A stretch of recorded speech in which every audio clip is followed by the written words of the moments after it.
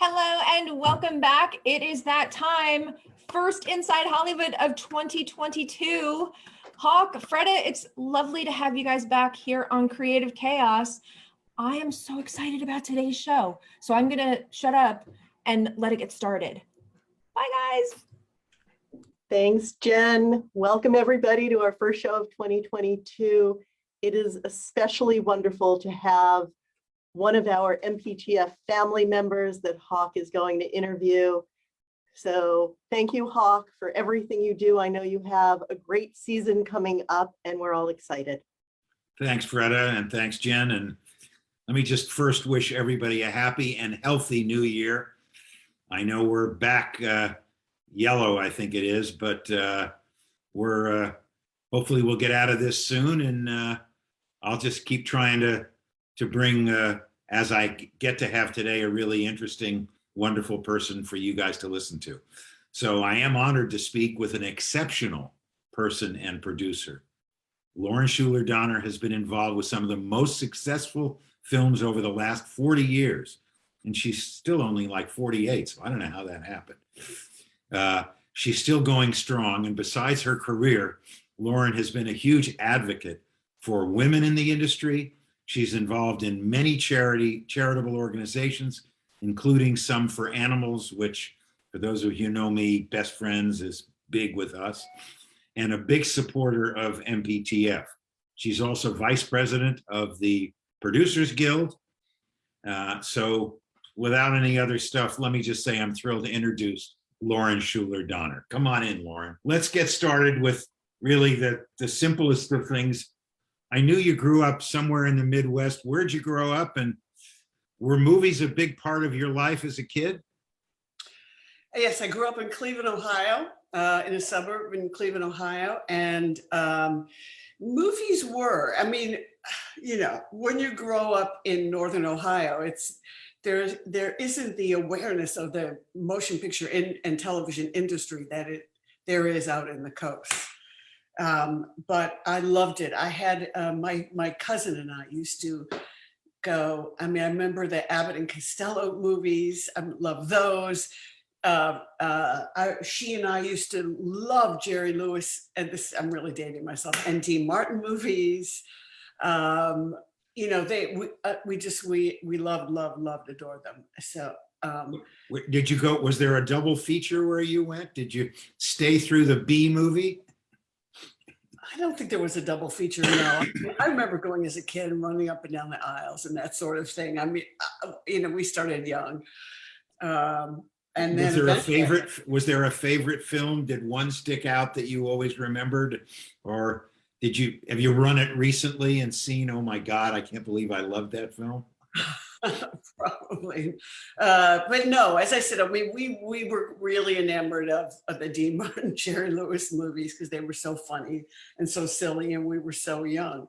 As I got to be a teenager, I loved Where the Boys Are. I was one of those girls, and then when I left at 18 to go to college. And after my first 2 years, I started to major in film. So then I was watching movies to look at movies, to understand how they were made. Right. But I understand you did a lot of photography as a kid too, before you got to college. I did. My dad got me a little camera. I used to write. I used to draw. I'm not an artist. I'm very bad at drawing. But I used to write, and I used to draw, and I used to take a lot of photographs. And I am pretty sure that somewhere in the back of my mind, subconsciously, I pulled all those together, and that was how I figured out that I wanted to go and major in film, and haven't looked back ever since. Was that, where did you study film? New York? Nope, Boston University. Oh, Boston, right. Yep. Mm-hmm. Right. Yeah. And you came out this.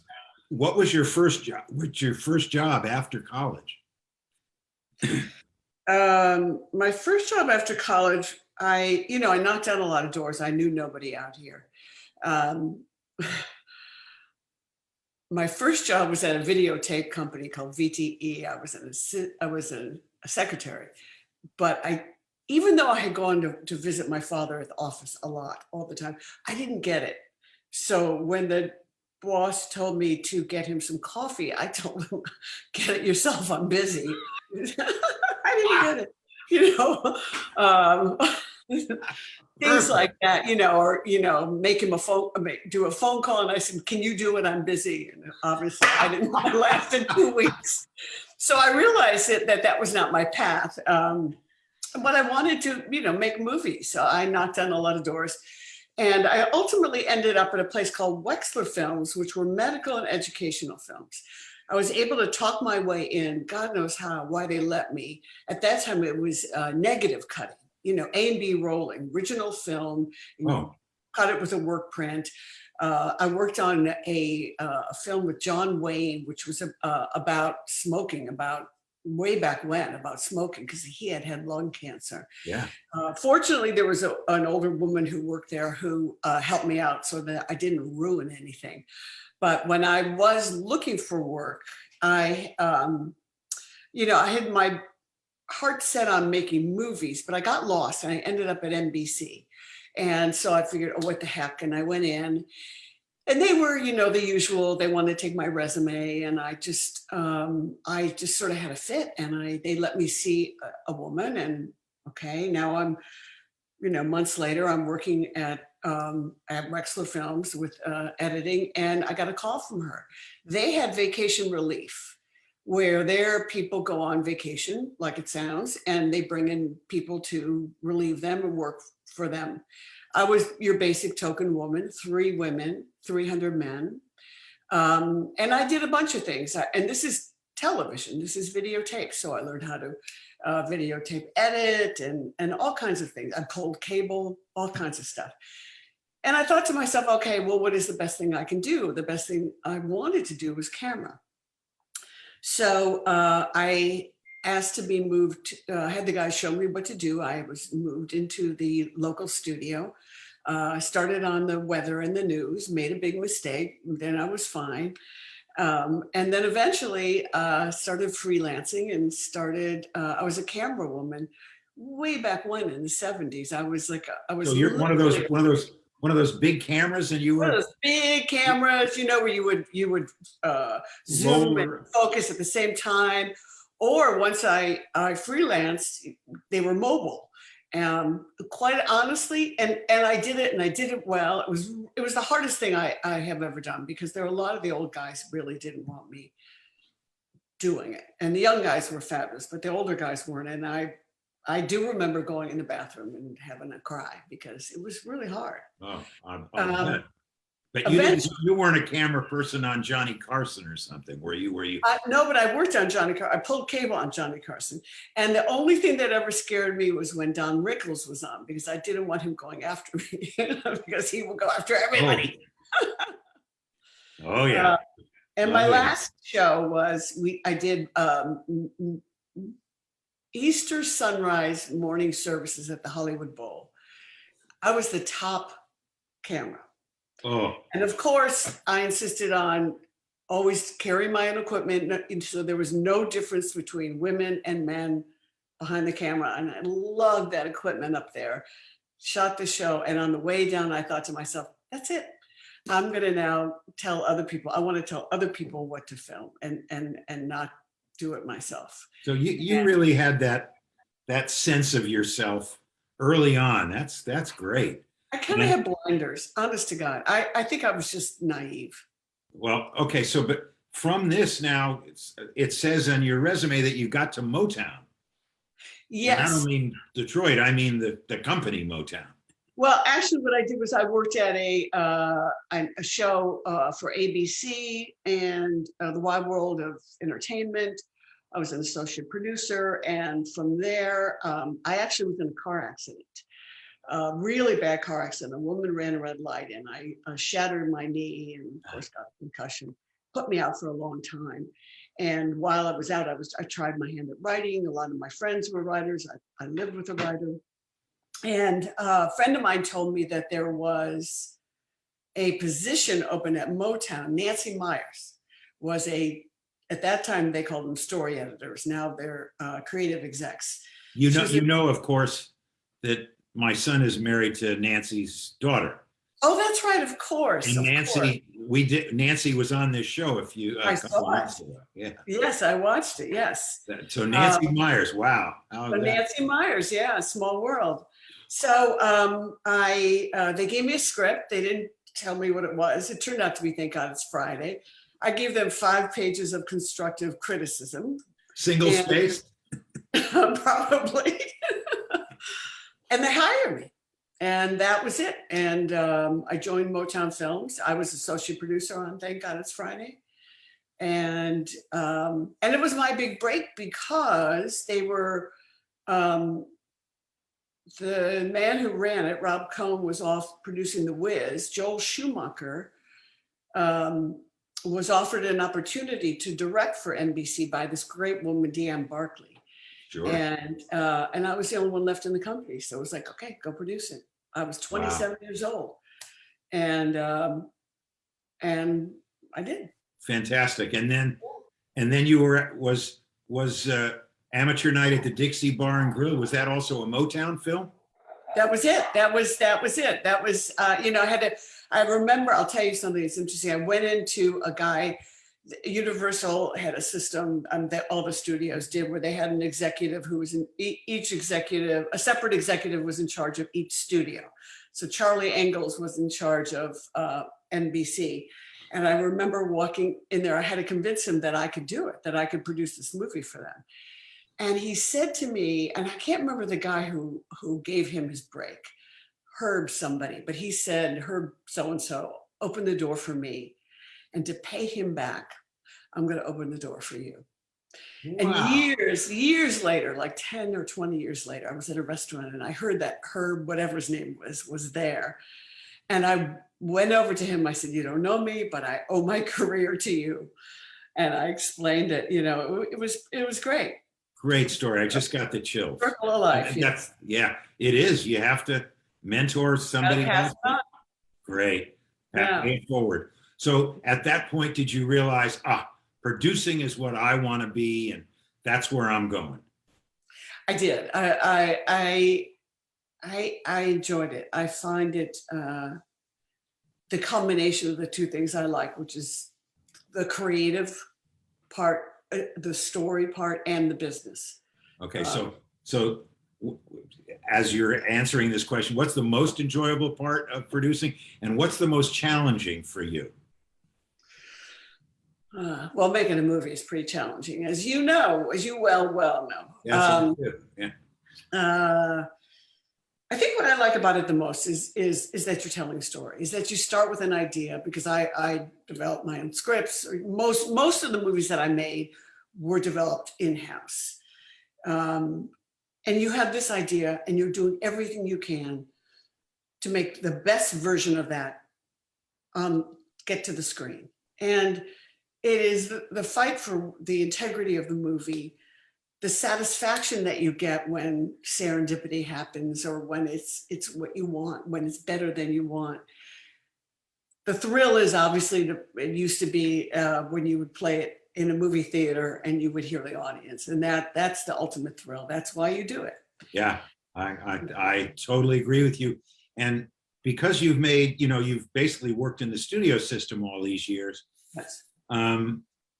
You had to be able to navigate those 5 to 8 page single spaced notes on your story and how you deal with each executive.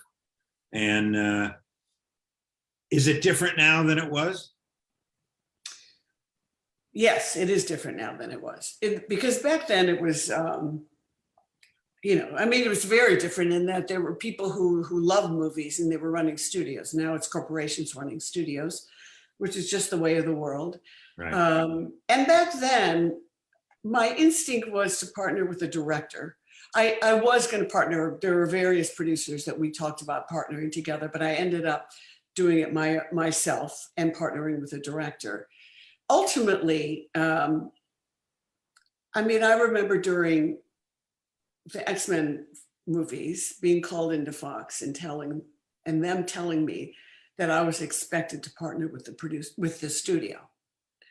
And, at that point I had, was pretty far along in my career, and I had reached the decision that I was going to do whatever was best for the movie.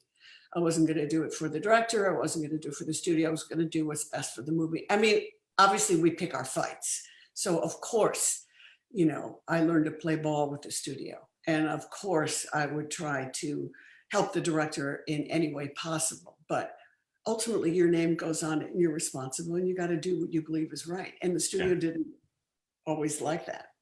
Well, and good for you that you. I don't think I was the favorite child of any studio.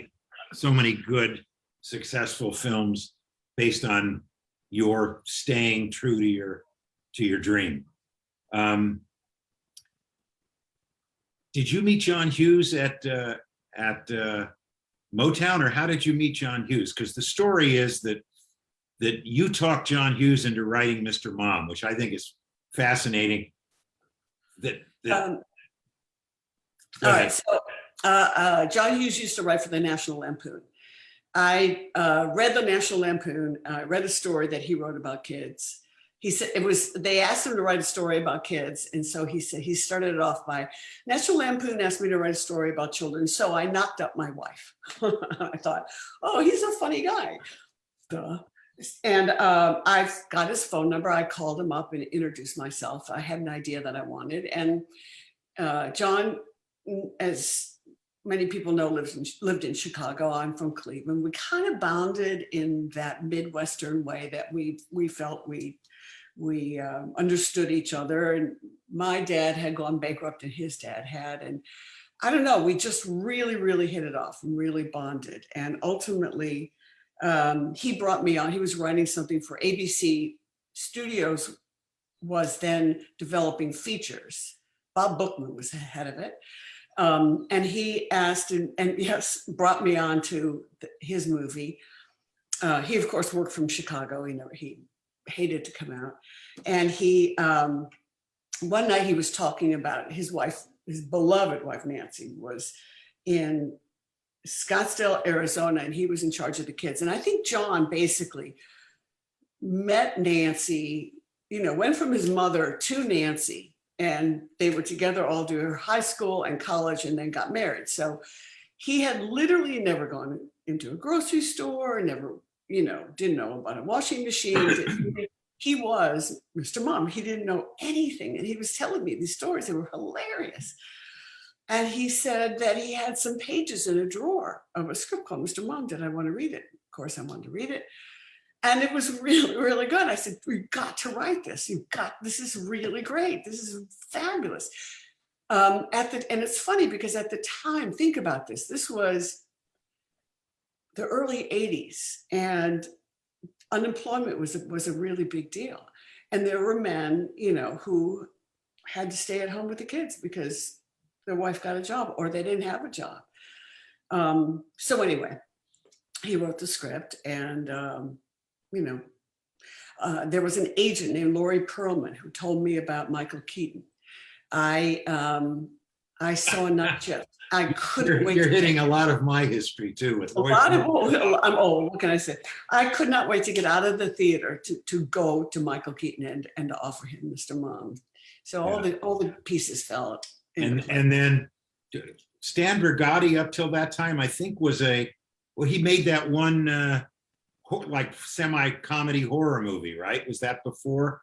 Right, yes. That he did with George Hamilton? I can't remember the name of it. I don't know if that was before or after. He said he was very. That would have been after Hawk. Was it? Yeah. But no, I got to work with Stan once. It's quite an interesting time. But we'll leave that. Just for your information. Now, Rick Nacita called me at one point and said John Hughes needs a new producing partner, and would I meet with him? And I met with him 3 times. They must have been culling down. And then the last time I met with him and his wife, Nancy, and I guess it didn't go well because they gave it to the other. I was down to the last 2, but I didn't make it. Except for Tom Jacobson, most people didn't last at John's company, so it's just as well. Yeah, good. So now you're a real producer. I mean, everybody in town starts to see that, wow, you know what you're doing. And I guess you come across a project, or maybe somebody gave it to you, but how did you get to Lady Hawk? Lady Hawk was given to me by a woman named Anthea Silbert. She was an executive at Warner's. She gave it to me as a writing sample for some, I know. You don't understand. Anthea and I started with Rosemary's Baby. We did Chinatown together. Yes, I read that. Yes. Robert Benton's movie together. And we were going to make Mike Nichols' movie. And, yeah, Anthea and I were producing Mike Nichols' movie, Bogart's Left Here, which we never made. So, and I speak to Anth every once in a while in Greece. So, oh, you do still? Oh, give her a big hug, tell her I hug her and say hello. I will. I love her. Kiss. Oh, I love her too. Over 50 years we've been friends. So, so I'm sorry, I interrupted. Go ahead. That's okay. Anthea Silbert gives you. Anthea Silbert gave me a script called Lady Hawk, written by a writer named Ed Kamara, as a writing sample. And I read it and I said, look, forget, I'll get somebody else for the project. I love this movie. Let's make this movie. And so they agreed and we developed it. But they were never going to really make it. And I talked to Laddie. Laddie had the Ladd Company, and he wanted to do it. And I figured they were a small company and Laddie would make it. And I remember they had Private Benjamin coming out and they were flush and successful. And I went to Bob Shapiro that Monday and said, you have, 200 projects. I have like 3. Please, can I have this back? And they gave it back to me and I set it up with Laddie. He helped me get Dick to direct it. And his best friend was a guy named Dick Donner. That's right. He helped me get Dick. He helped me. Ultimately, I remember going to Dick with, everything I could. He didn't really want to go to Czechoslovakia, which is where we initially were going to film it. And he was dubious of whether he wanted to do it. And I just kept figuring out what his problems would be and then solving it. In other words, if there was a problem with the script, I would go, okay, well, this is a problem, here's a solution. And then I would bring it up to him. Or I remember getting him a book of things to do in Czechoslovakia. I just really wanted him to do it. Were you in London? Did you guys meet in London? Because was your first meeting in London with Dick? Do you remember? No. It was all here. Oh, okay. Yeah. We had a false start. We were going to shoot in Czechoslovakia. It was too difficult with what was going on. It was pre-détente, and therefore it was, we couldn't do, Dick wanted to do the Hawk's point of view. There was no way to get a helicopter over the country, that sort of thing. It wasn't going to work out. Right. Now, talk to me about your casting process, because I understand there was a young actress named Michelle Pfeiffer who tested for the role.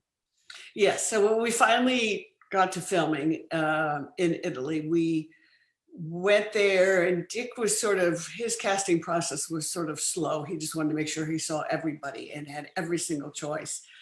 So we hadn't cast the female role, and Michelle had done Grease 2, that was it. And I think she was filming Scarface. So Marion Doherty, the wonderful Marion Doherty. One of the greatest. The greatest. Suggested her. And so Michelle self-taped. And then when she was done reading the lines, she looked at the camera and she had Kevin, her friend Kevin Costner was reading the role that ultimately Matthew Broderick took. And she said, she talked directly to the camera and she said, Dick, I have an idea of what Lady Hawk should look like when she's in her, bird form. So then she put her hand over the lens, it went black. She opened up her hand, and she was no longer in the chair. There was a parakeet on top of the chair. The Lady Hawk, yes. The Lady Hawk. And she voiced it, and, Dick thought that was funny. And he, of course, was a sucker for anybody who was funny. And not to mention, she was gorgeous. Right. And that's how she got the job. All right. So now you're working with Dick and you're having to deal with producer-director problems. When was it that you knew that this was going to be the man for the rest of your life. Well, I didn't. I was married unsuccessfully. And while we were prepping, it had really gotten bad. And so basically I asked my husband to come over and we got a divorce, and that was that. Dick had me time, because it took 3 years to get the movie going. We became good friends. He was so kind to me, so good to me. We did prep in London for a while when we were going to shoot in Czechoslovakia. Then he did the toy. Then we came back and we were in Italy, and he was a buddy. He was just such a good guy. It was very hard. It was a really big movie. The production guys at Warner's were not excited about having me at the, producing. And he was just great to me. So he tells a different story, but I think they've basically melded by now. Basically what happened was I was distraught. He comforted me. And the way he comforted me was he threw me in the pool, in his pool with all my clothes on, that was his way. And then a couple of weeks later, he just sort of came on to me, and it was like, what?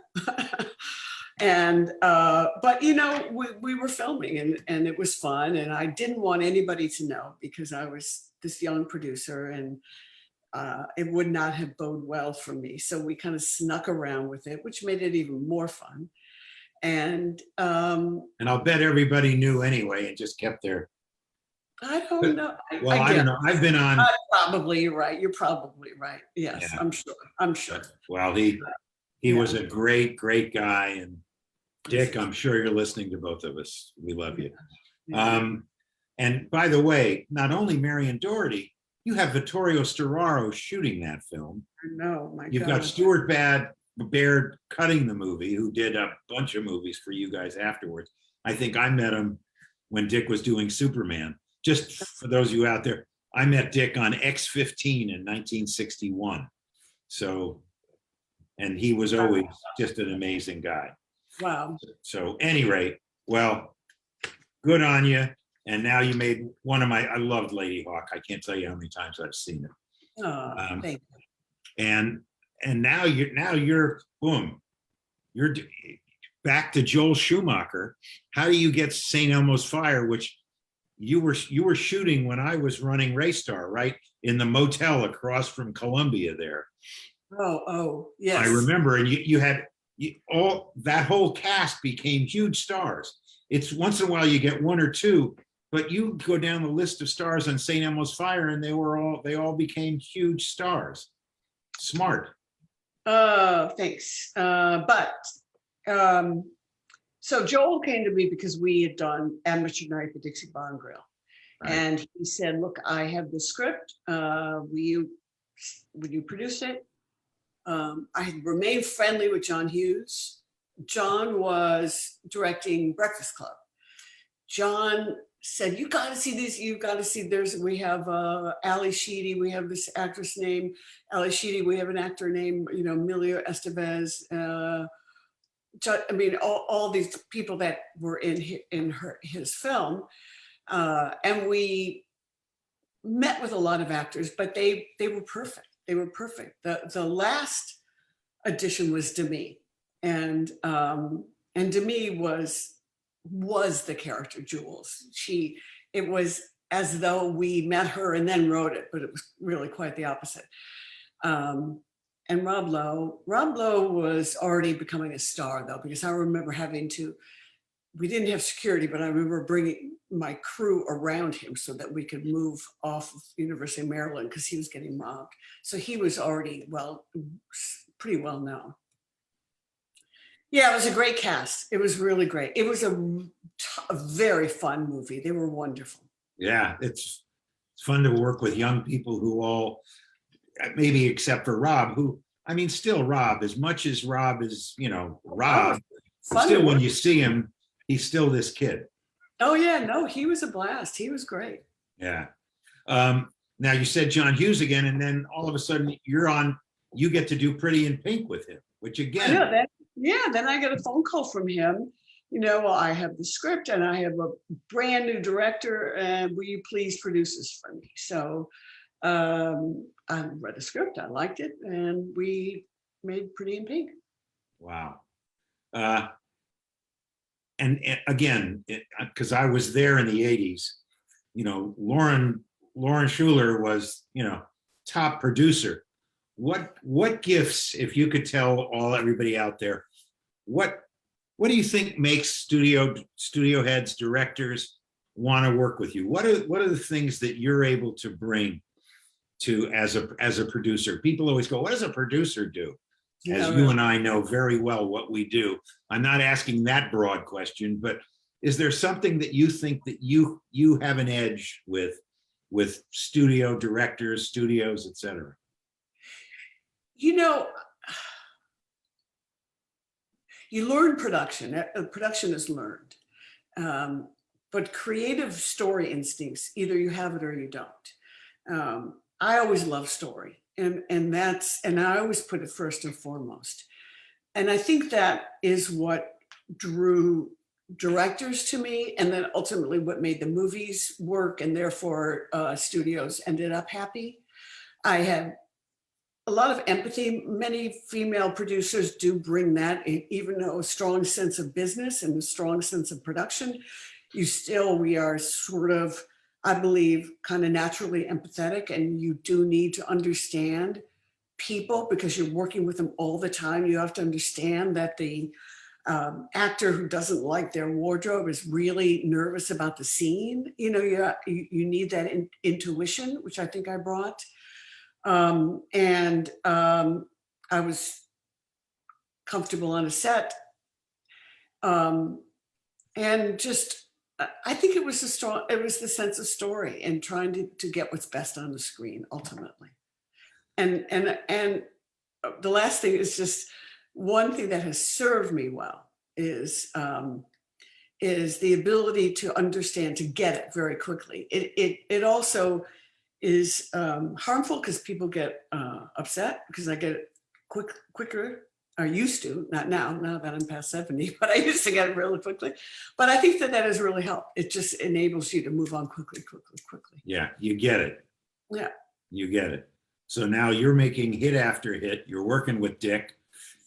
Now that we work together though, you know, the way we stayed married was I did 30, 40 movies and only 3 of them were. Well, I was going to ask that question because, you know, Dick and Dick Zanuck and Lily, and then Doug and Lucy and Kathy and Frank, they've done a lot of movies together. So, but you were doing a movie and Dick's doing a movie. Were you collaborating at night and coming home with your problems, or did you kind of keep them separate? You know, what we did was we joined our companies together. But Dick would go off and do the Lethal Weapons, and I went off and did, you know, Free Willy or Three Fugitives or You've Got Mail. It was just easier to be married that way because after a while, Dick is a final cut director. If you're in a marriage, I don't know how they did it. I don't know how Kathy and Frank, but it's different because it wasn't Frank directing and Kathy producing. When you're in a marriage, there's give and take, and you have hopefully equal positions.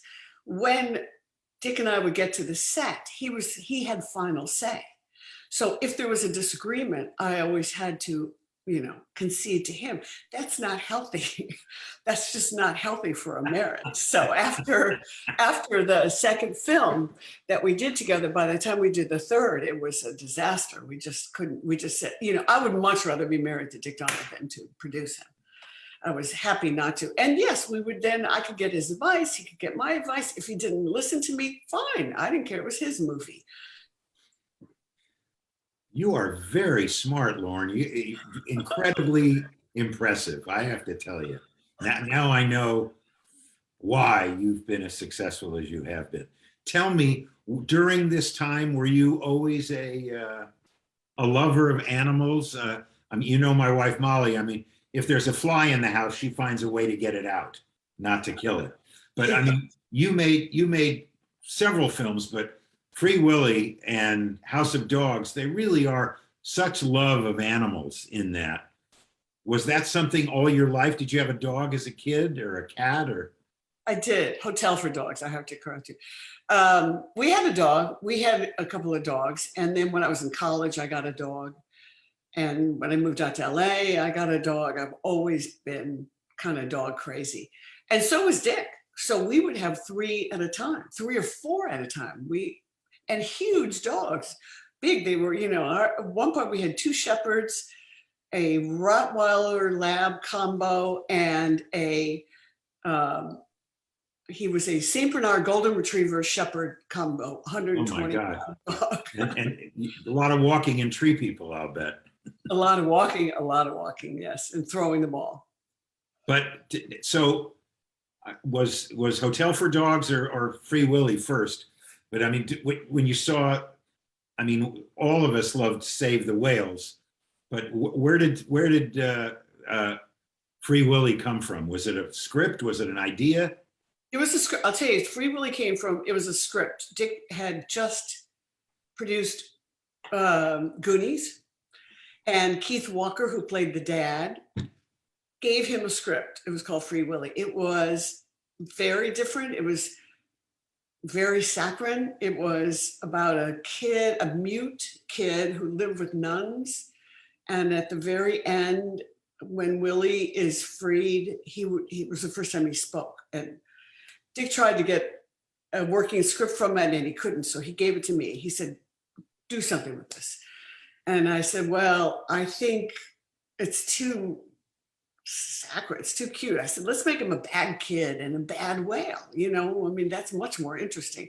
And so we developed it. And Dick had an associate producer work with him, a woman named Jenny Lou Tugin. And Jenny and I went and produced the movie. And wow. Dick was executive producer and he helped us. His big contribution was enormous. The end scene with the whale going overhead was a bitch. It was really hard to figure out how to do it. And Dick came to the rescue. Ah. Now, did you shoot up in the? We shot the whale. In the first movie, we went down to Mexico City, a place called Reno Aventura, where they had poor Keiko in a small tank, and the rest of it was in Astoria. Yes. Yeah. The second film, we had released him by then, and we used whales in the wild, and then just rotoscoped out the fins and made them curve like Willy's, and But you ended up having, I don't know if you still have a place in Orcas Island, didn't you? Yes. Was that because of the whales? Is that why how you got up there, or you always? No, it wasn't. I shot a film called 3 Fugitives, and at the end with Marty Short and Nick Nolte and James Earl Jones. Is Marty Short the funniest person in the world?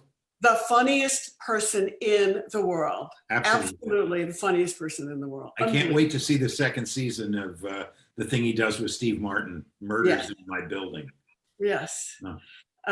But at the end of it, it was June. And so I had heard about the San Juan Islands. Actually, we had a first AD named Princess McLean.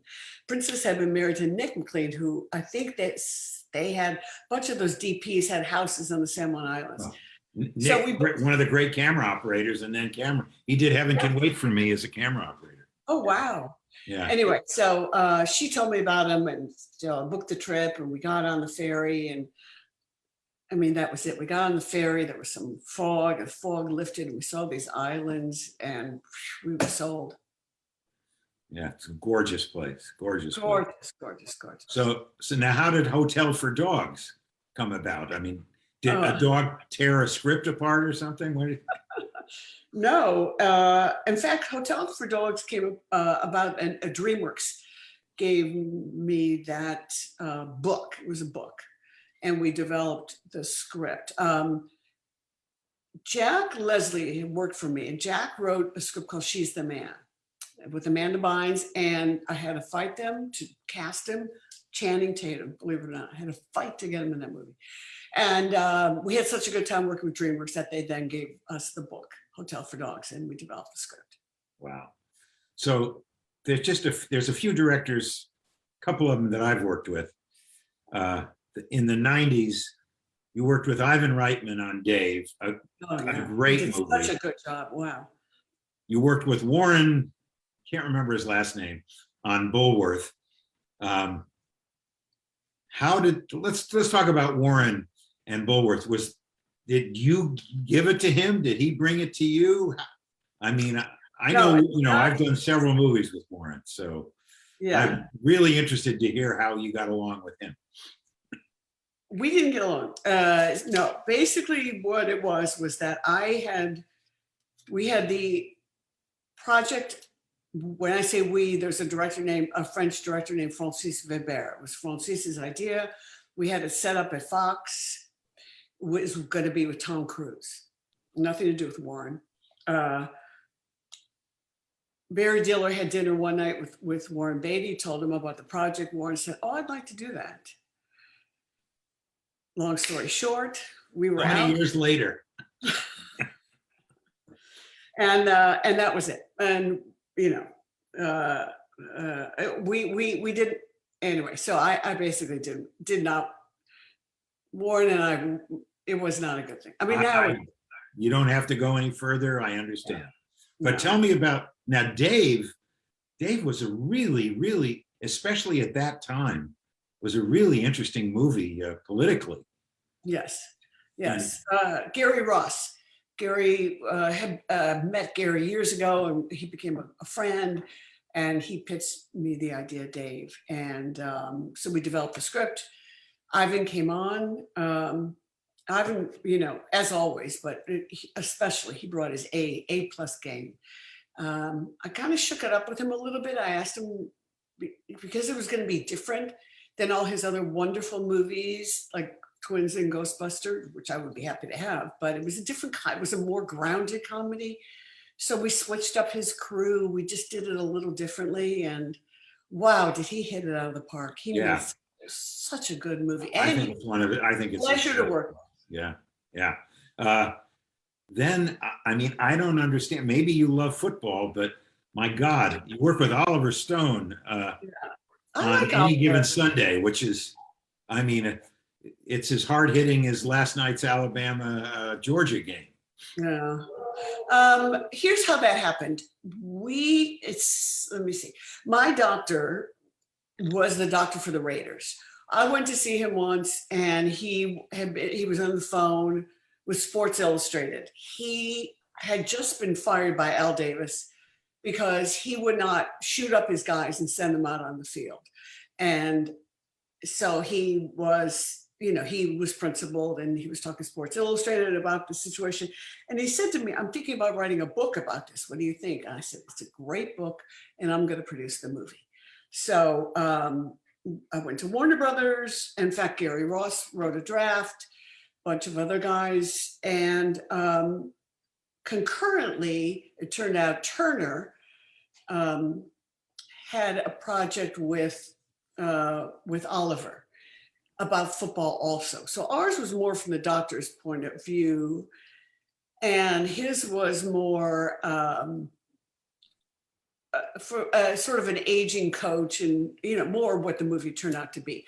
Right. Warner and Turner's merged. So Warner said to me, "How do you feel about Oliver Stone directing your movie?" I was thrilled. I mean, who could want anything more? Right. So we merged our scripts. Look, I really like Oliver. I in fact found myself very maternal to him. He's very vulnerable, and just sort of lays it out. Is he tough? Yes. He's a general on the field. I mean, there was a certain point. Also, to be perfectly frank, Dick didn't want me going down there a lot because he was jealous and fearful, and he just didn't want me as a female there with Oliver. Not that anything ever would have happened, but he had it in his head. So I wasn't there as much as I normally would have been. However, Oliver was open, and I had input, and he was terrific. I'd work with him again in a heartbeat. So now let's move to. But it was amazing. He'd have 4 editing rooms going on. He could be back and forth. I mean, it's phenomenal to watch. He's a general, yeah. He's a general, yeah. Yeah. So now you work. Now you get to work with a female director. I don't know, had you worked with a female director before, Nora? No. So now you get to work with a female director. How did that, I mean, No, it was wonderful. brilliant. And one of the great, you know, this is, You've Got Mail is a classic. What real, not that these others aren't, but I mean, I consider as a comedy, You've Got Mail is really a classic. Again, you know, because of Turner, we were, I had an overall deal at Warner. So we were looking through the Turner library to see if there was any movie that could be remade. There was a woman named Julie Dirk who worked at our company who said, I saw this old movie shop around the corner. There's something there. This was like 1990 or 91. And I said, I had just come onto the internet very early and I went, I know how to redo this. I know how to make it relevant. And that's how it started. Amy Pascal was running Turner, and she recommended I go to Nora and Delia to write the script, Nora to direct. It was a love affair. I mean, I adored Nora. I thought we became very close friends. Nick, her husband, and I are still friends to this day, and her kids, especially Max Bernstein, who's out here in LA, and Rachel, you know, they were just over for New Year's, actually. They were over because Max plays in Miley Cyrus's band. Anyway, that's off topic. But it was, again, it was one of my favorite movie experiences. It was such a great script, such a great cast, and a pure joy to work with her. Can you think of a time in any movie you worked on where you walked onto the set expecting A, and all of a sudden there is this, oh my God, you know, everybody comes to you and says, what are we going to do? I mean, for me, there was one, I was doing a movie called Keeping the Faith, and it was the first day of shooting. And Ben Stiller's playing a rabbi, and I get probably know Michael Kaplan, the costume designer, who comes in and goes, Ben doesn't want to wear a yarmulke. This is before the first day of shooting. And I said, yeah, but he's playing a rabbi. So, I mean, one of those, you have one of those kind of things where you go, oh my God, all right, how do I fix this? All the time. The first one that comes to mind was actually Lady Hawk. We had Kurt Russell cast to play the role of Navarre, the role that ultimately Rutger Hauer played. We were in Rome, we were prepping, and Kurt went to Dick and he said, I don't like my costume. I miss Goldie. I want to go home. And, you know, at a certain point, you don't want to be talking an actor into a role. You know, you want anybody in the film coming to the film as excited about it as you are. And so it was like maybe 4 weeks before filming, we just had to recast. I mean, there's things that happen like that all the time. You know that. Yes, I do. I'm just prompting you to a couple of them that you. I mean, every movie had that. Yeah. The Secret Life of Bees. We were to shoot in, and this is so stupid, but in like February or March in North Carolina, because we had a tax break and we needed peaches, and they promised us they had peach trees. They promised us they would be blooming. Of course they weren't, of course, and we ended up in the middle of the night, you know, our design crews stapling peaches to the trees, you know, I mean, all kinds of things. Not that this isn't about me, but I just remember going to Finland to do a movie called Gorky Park. Ooh. And the opening of the movie is this detective finds 3 frozen bodies in the snow in a park. And of course, in January, February of that year, there was no snow in Helsinki. Of course. And I had to truck from Lapland snow. And that's the role of the producer. Yeah, we've all done snow, yes. Okay, yes. So now, yes. So now, I guess by now people are doing franchises, and you hit the jackpot with X-Men. I mean, what have there been, 7, 8? I don't know how many of them there are, but did again, how did X-Men come to be? We had you have a development company, and your development people, their job is to bring you material. Had a wonderful guy named Scott Nimerfro, who then eventually became a writer and eventually, unfortunately, passed away. But Scott brought the X-Men comics to me as an idea to make a film. I had not read them. I didn't grow up reading them. He gave me biographies of the main characters. And I remember Dick and I were going to San Francisco. I remember reading the first one I read was Logan, was Wolverine. And he was such a well fleshed out, conflicted anti-hero. And I thought, this is amazing. Unrequited love, berserker rage, his body had been tampered with they put adamantium in, he couldn't die. It was just so wonderful. And as I read each character in the X-Men worlds, also really complicated, wonderful characters. Plus there were a lot of female superheroes too. It wasn't just a male world, which I thought was incredible. And I loved it and wanted to do it right away. What's interesting is that, and I should look him up, but there were, of course, Dick had done Superman Right. a decade before, Right. 2 decades before. But there were some really bad comic book movies. I remember a reporter from Entertainment Weekly calling me and saying, "Why are you doing this? See, nobody wants to see a comic book movie." And but How'd that work out? Yeah, how'd that work out? Here's what's interesting.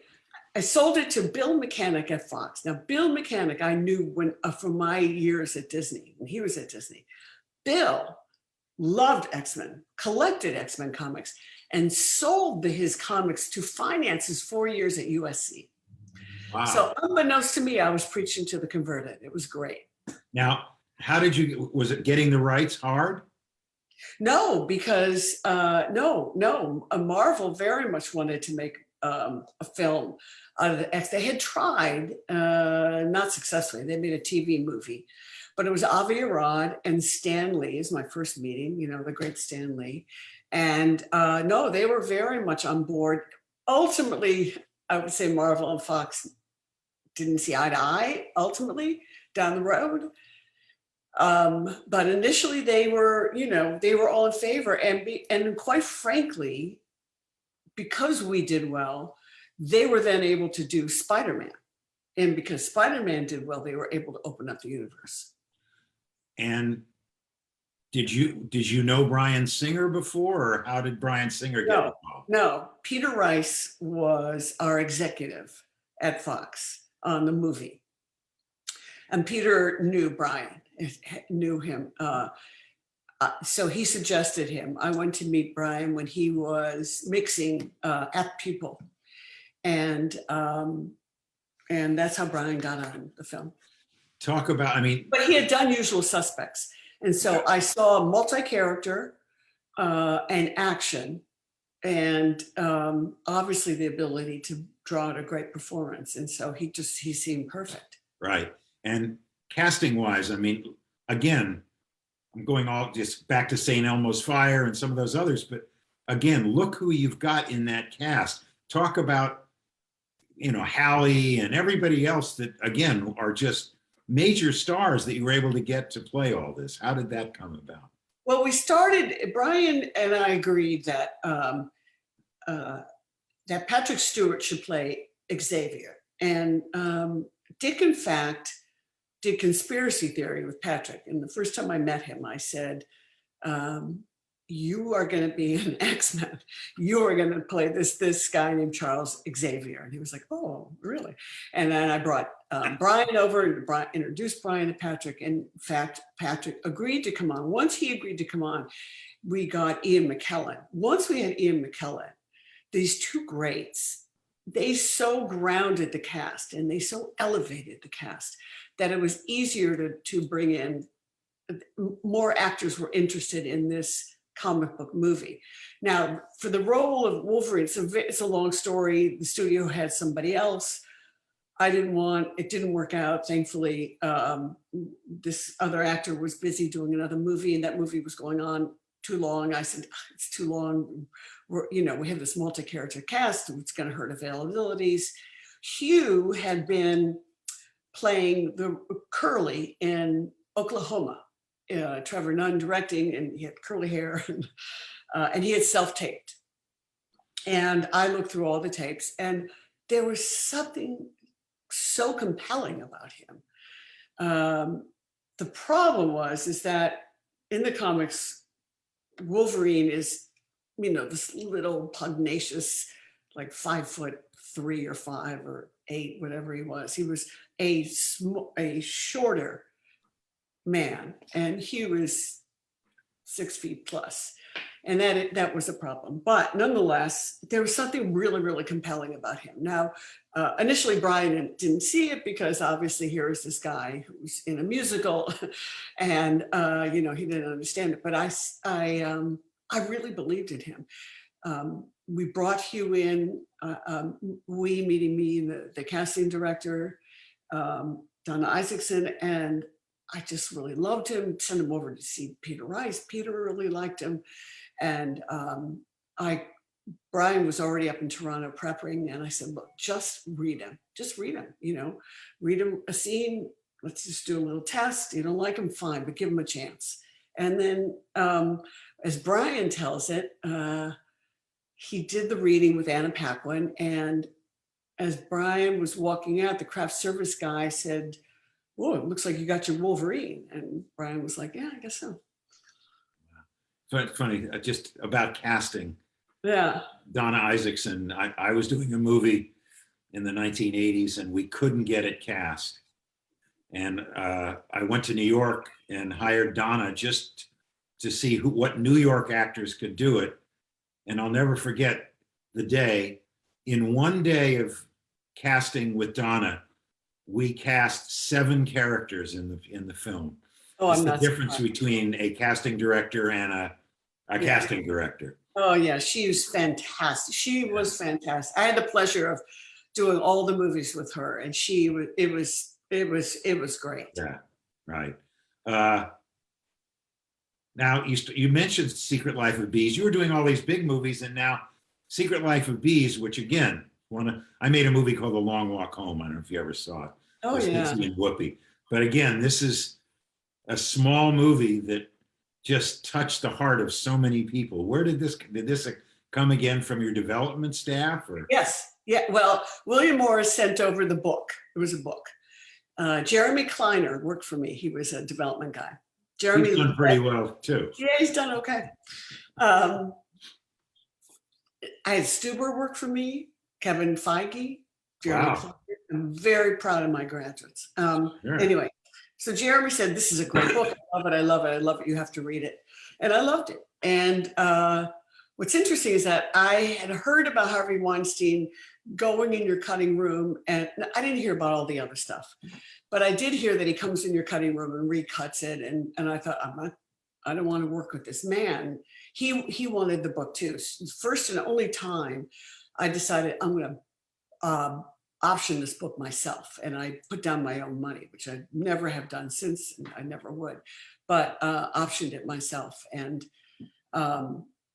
then ultimately I saw Love and Basketball, which Gina Prince Bythewood had written and directed, and felt that she was right. And in fact, she was the right writer director. Do you think it's getting better and easier for women in our business, or? Oh yeah. I think it's getting, oh my God, yes. You still see these data come out, and it's still 8% or 10% of women directors, but what else can we do?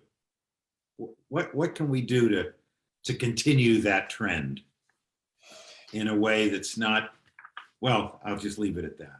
Yeah, I mean, I just, I believe it's harder for women because they are mothers. And I think that is the only reason, is that they are torn between family and work. Often the decision is easy. They have a mate who will stay home with the children, and that is done. After that, you know, it's just, I'm not going to get into it, but it, you know, I think the doors are open, and I think, you know, women should step through, and I believe it's getting really much, much better. Did you ever want to direct? You know, I thought about it. I was told I should direct, and I was open to it, and I just never found the right material. I also think that physically it's very demanding, and I had lupus, and I had lupus for 20 years until it was finally put into a semblance of remission, and now it's in remission. But physically, I don't know that I really could have withstood the physical demands of directing. So, and as I said, I'm a creative director. I have a lot to say. I have a lot of input. I'm unhappy. If I have a really great director and I can't have any input, I'm miserable. So I was creatively satisfied with being a producer. I was not a frustrated producer who wanted to direct. Had I found the right script, I would have figured it out. I would have figured out how to do it, but I never did. So it was fun. Now, as a producer, why did you decide to act? I didn't. I got recruited. Now I would, though. Now I finally am more comfortable, you know, in front of the camera. But no, I got recruited. Did Dick test you be in front of the camera? Both times disastrous. So the first time was as a nurse with Danny, Mel, and Joey Pesci, and I'm playing a nurse, and Joey Pesci is hurt, and I'm supposed to be, you know, tending to his wounds. And right before we start rolling, Dick, the director, says to me at that point, and an actress, pinch him really hard, so he screams. Okay, so the scene is going on, and I start pitching him, right? And he screams, and I'm pitching, and he screams, and Dick yells, "Cut!" And Joey turns on me with that wrath, and he goes, "What the F are you doing?"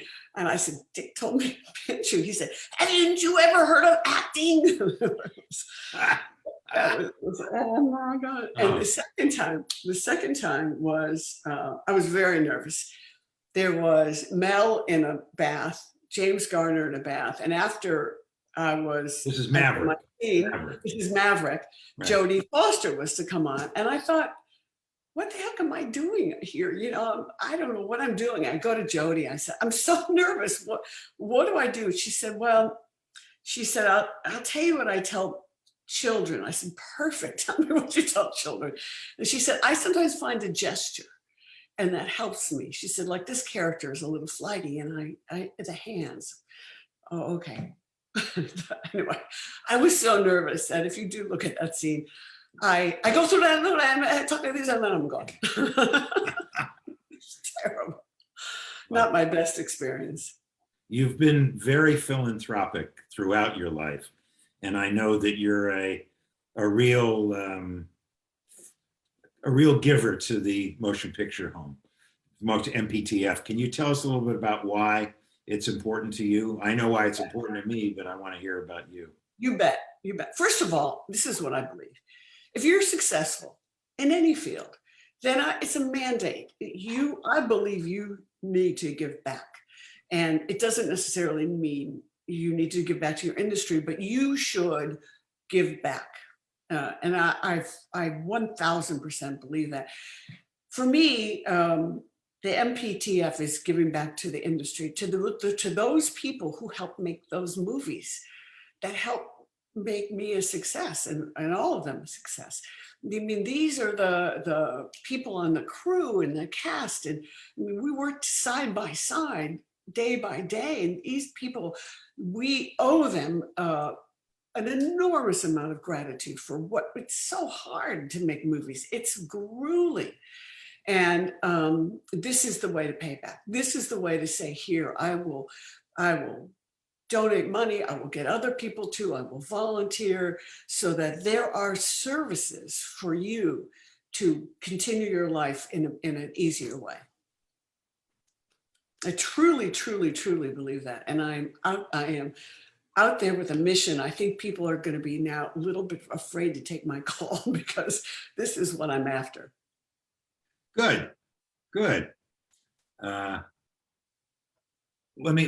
move on to movies and streaming now. None of us have a crystal ball, but I'm interested to know where you think we're going to be, and will people still go to the movie theaters, or is streaming going to kind of put the nail in the coffin for theaters? Boy, I don't know. I mean, hopefully it's cyclical, but I think there's some physical restraints. Maybe after COVID is. Yes. They went to the theaters for Spider-Man, boy. They absolutely still went going. to the theaters. And I was just saying this to somebody else. It had to be 4-quadrant in order to get that enormous gross. It wasn't just young people.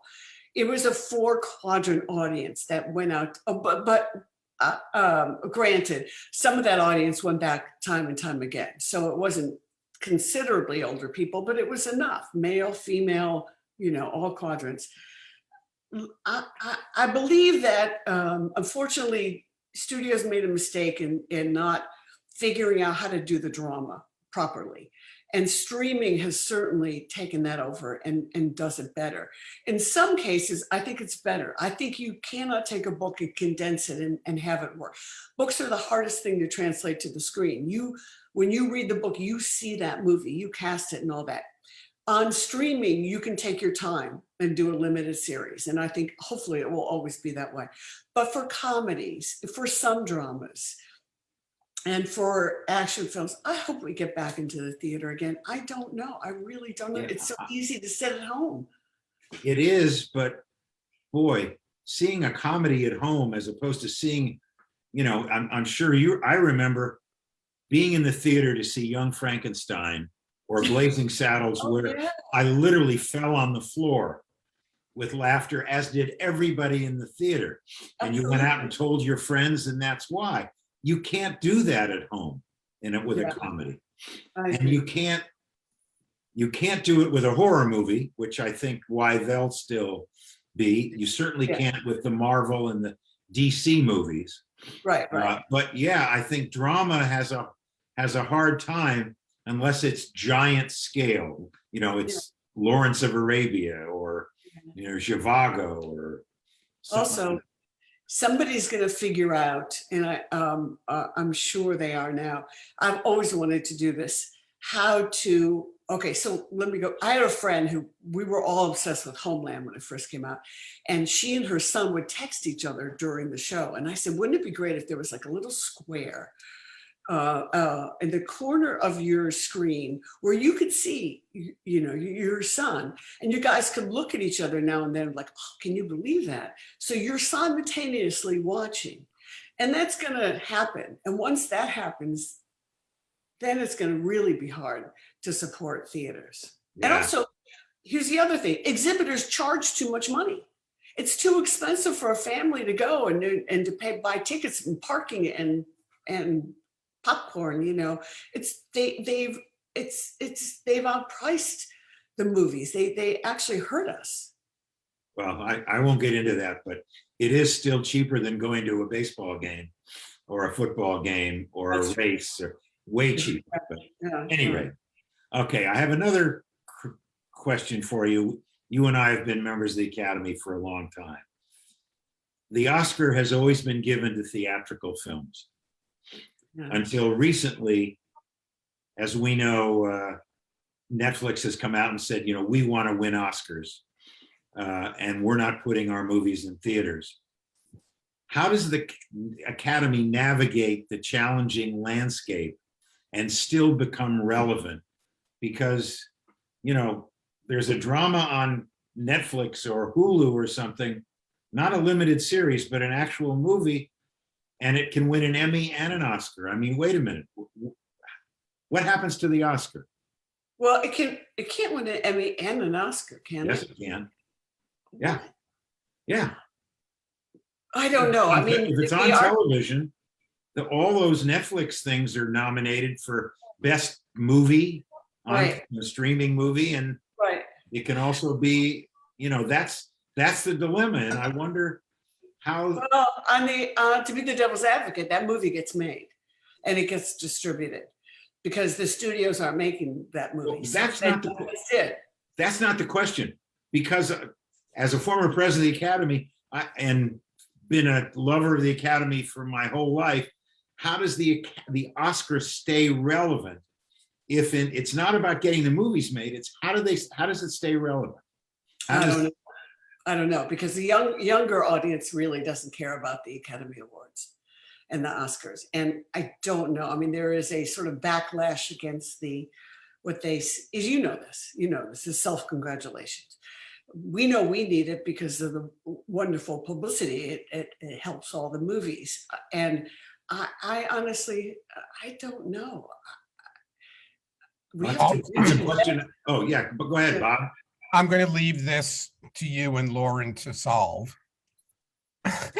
because I have to leave to go to a clinical team meeting. But I wanted to thank Lauren. This has been amazing. Love hearing about your career. Love the fact that you came out here not knowing anyone and dug in and made yourself into such an amazing success. I think that's just spectacular. And Hawk, yep, as always, thank you. Lauren, what you said, I put this in the chat, what you said about giving back. I don't think anyone has ever said that better and with more genuine enthusiasm and passion as you have. So really appreciate your words. And she is a ferocious fundraiser, folks. So fundraiser, amazing giver, but yes, fundraiser. Oh, I thought you said fun reader. No, fundraiser. I thought maybe she has a lot of fun reading. No, she's got a big Rolodex and she is fearless in calling people to ask them to follow in her amazing path. So Thank you. So thanks, Bob, and we'll see you soon. And Lauren, before we hang up here, what's next for Lauren? Are you got a million things in development still? And No, I'm trying to back out of the business. About 3 years ago, my husband started to get ill and to fail, and I stopped developing material, told the company to stop developing material, and I found, I don't mind. I am going to be producing. I was invited. I never was involved with the Lethal Weapons. I had been invited both by Dan Lin, who's the real producer, and Warner Brothers to please come on and produce it, and therefore I am. I have a series that's going to go at Disney Plus with. Yeah, it sounds like you're very, very much retired. Yes, I understand. Just those two things, and I have 2 musicals. I took Secret Life of Bees and Dave, and I'm turning them into musicals. Other than that, you're retired. Yeah, right. So you have 3 hours in once a week to have time to be able to talk to us. Yes, that's right. Something just happened. So, Lauren, while Hawk is figuring that out, there are a few minutes left, and we have 2 questions that we ask everybody that joins us on MPTF's Creative Chaos. However, Hawk is back. I was just vamping. That's okay. That's all right. No, I just, when my phone rings, which is on, all of a sudden my screen goes blank or something. Anyway, yes, go ahead. Ask the questions. They're very difficult questions, Lauren, so be prepared now. Incredibly hard. I'm sorry that no one warned you ahead of time. All right. What is your favorite film and what is your favorite television series? Oh, yikes. You're kidding me. My favorite all-time film? Yeah. Holy cow. Sorry. All right. Hawk, what's your favorite film? Casablanca. I would say, what? Casablanca. I loved A Face in the Crowd. I tried to make that movie. I tried to remake it. Bud Schulberg wrote a script. Leave it. It is a classic. Do not remake it. Oh, Let it. You could release that movie today. Love that movie. No The one has said Apartment. that. I love that movie. You know, The Apartment I loved also. That was a pretty great movie.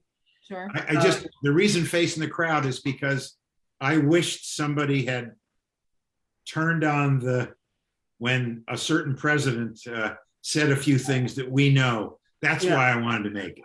I gotcha. I know. And what was the other one? Favorite television series, because we are the Motion Picture and Television Fund. We don't want to leave out TV. That's harder. I did love Homeland, but I'm sure there was more. Oh my heck. I love so much television. For me, it was All in the Family.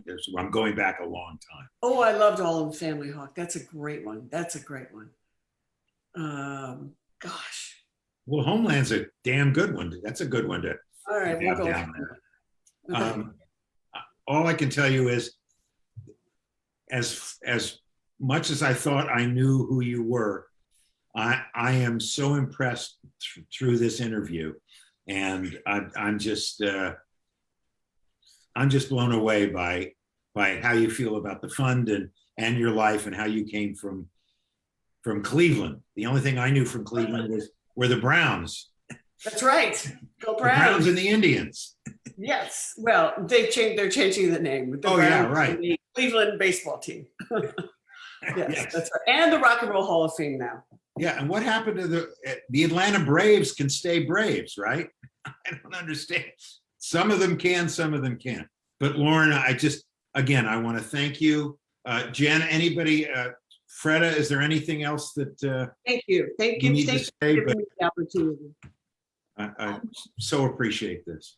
I want to say personally, as a woman in this industry who fought to produce and associate produced some projects, you were a trailblazer. There weren't very many women who were doing what you were doing in the way that you were doing it, with the confidence, and you set a stake down, which, you know, I appreciate. Thank We have a resident, Maggie Abbott, who wrote and said she worked with you 40 years ago and she doesn't understand how you look 40 years old. Because there's a lot of light being pumped onto me. That's why.